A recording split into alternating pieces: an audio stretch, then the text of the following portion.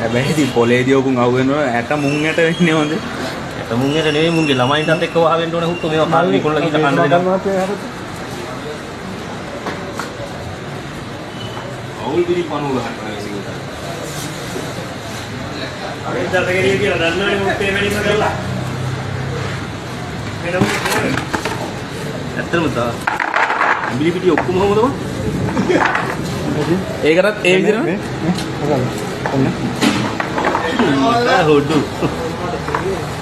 මොනේ මෙයාට ගෙනියනවා ඕක තමයි ඔය දෙකේ ඇඹිලි පිටියේ දීපඩු ඔන්න දැනගත්තේ රියා ගලුත් තානවා වඩා ඇඹිලි පිටියේ දීපඩු ගලුත් එක්ක බා ඕක කතරමල ඉස්සරහින් තියා 700යි ගියා ලෙඩ හතකට බෙහෙතක් ගියා වෙනිවල් ගනවත් දැම්ම දුක නැහැ ඔය ඒ අන්නර කොලේද මොක හලහංගයි බිමට ඔය බේසමකට හලහන්න නැත්නම් ආයෙ කොට දාන්න බෑ කූඩයක් ගන්න මහත්තයා.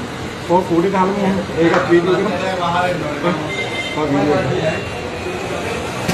ආපහු ඇඹිලි පිටියේ හිඟන්නගේ බඩුගේ.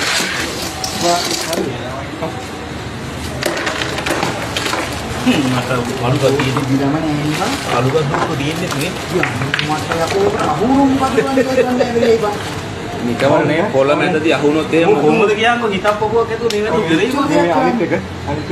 මේකත් මේකට වීඩියෝ දාන්න.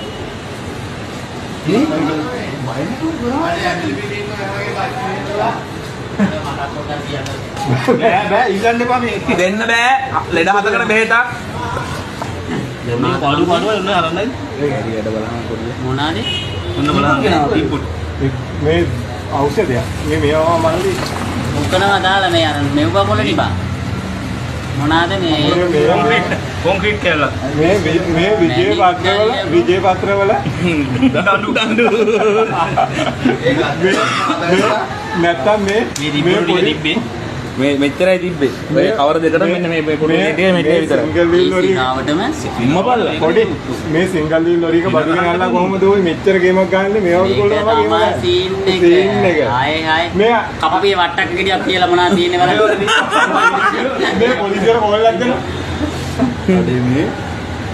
ඕක නිකමට දාලා බලනවා